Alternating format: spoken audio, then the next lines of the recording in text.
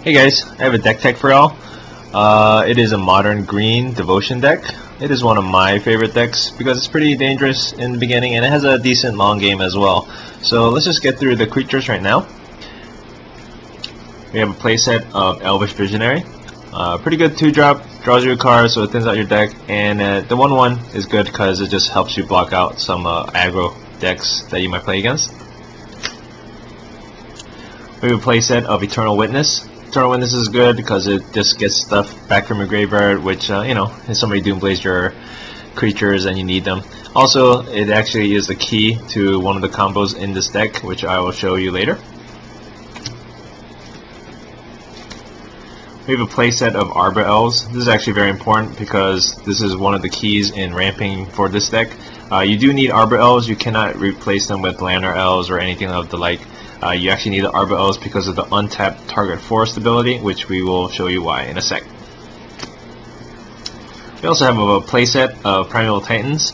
Primeval Titans are just great finishers. I mean, they get you the lands, they thin out your deck, they just do a lot of stuff. They're banned in Commander for a reason. They are kind of getting pricey now, so try to pick them up as soon as you can. But definitely you need 4x Primeval Titans.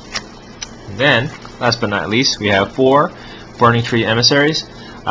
This card is just bonkers. I just love this card. I mean, basically it's a free 2/2, and you need the mana for it. The biggest thing is really the casting cost. Not only does it give you free mana, but it just contributes to your devotion. So as you can see, these are the creatures of my deck. You do need all of them for the devotion.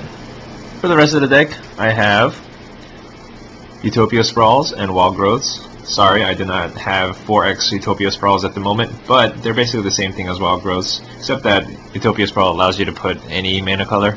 You don't really need it because it is a mono green deck. So I'm just putting those as placeholders for now. But you need 4 of these because you need them to enchant your forest, and especially if you do enchant them with your forest, you can untap them with Arbor Elves, so that's 4 mana right there off of 1. I also have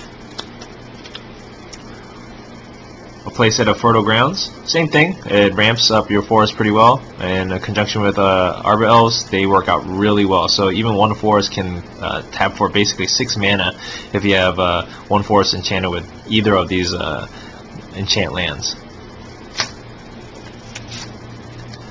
I have a playset of Genesis Waves. This is pretty much the key of the deck. This is basically your win condition. Pretty much you will have tons of mana within this deck, and Genesis Wave, if you play it off for 7 up to 11 or even 12, you'll get a lot of creatures out.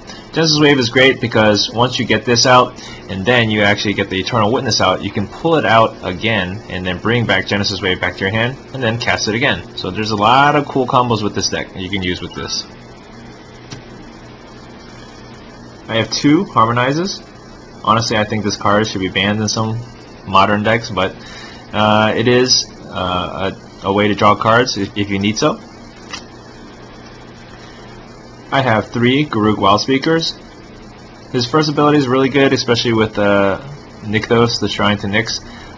His minus ability is good if you need it, if you're fighting against aggro decks. It'll protect you for a while, but not for too long. But some decks have 4 of them. I chose to have 3 because I wanted to fit in a couple extra cards that I need. I have 1 Akroma's Memorial. This is mainly for haste, and the trample is also nice.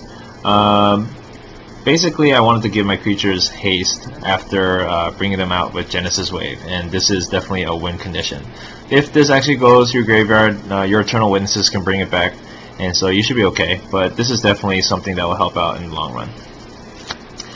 And then, most decks don't have this, but I put in Asceticism just for protection. It does give all your creatures hexproof, and since you have tons of mana, you'll be pretty much able to regenerate a lot of your creatures. So this is just a one-of, because I think it's fun.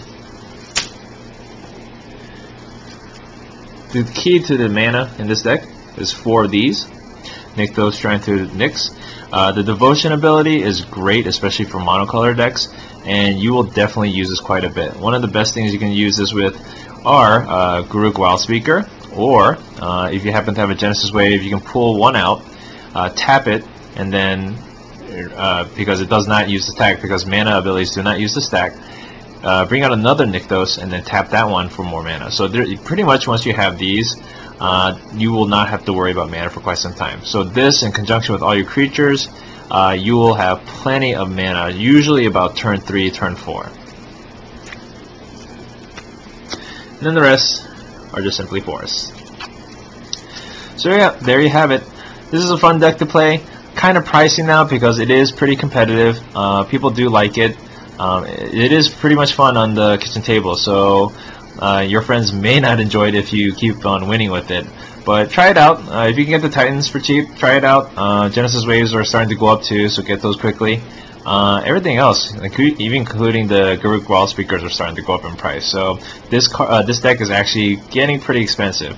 So try it out now before it gets too late. Thanks for watching. I'll see you guys next time.